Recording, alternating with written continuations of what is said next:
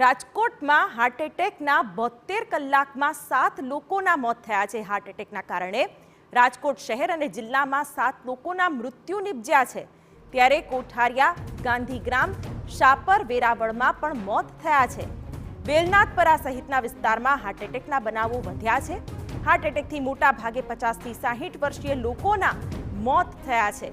Heart એટેકથી 6 પુરુષ અને 1 મહિલાનું મૃત્યુ થયું છે।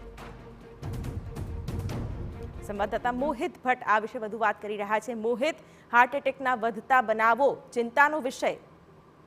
સ્પષ્ટપણે જે રીતે યુવાનોમાં હાર્ટ એટેકના કેસ છે તે વધી રહ્યા છે અને તેને કારણે જે મોત છે તે નિપજી રહ્યા છે તે ખૂબ જ ગંભીર પ્રકારની બાબત છે। જો રાજકોટ શહેરની વાત કરવામાં આવે તો રાજકોટ શહેરમાં છેલ્લા 72 કલાકમાં કુલ 7 જેટલા લોકો છે તેમના હાર્ટ એટેકથી મોત છે તે નિપજ્યા છે। જે લોકોના મૃત્યુ નિપજ્યા છે તેમાં મોટા ભાગના લોકો છે તે 50 વર્ષની ઉંમર ધરાવતા લોકો છે। 5 જેટલા પુરુષ અને 1 મહિલાનું હાર્ટ એટેકના કારણે મોત છે તે નિપજ્યું છે।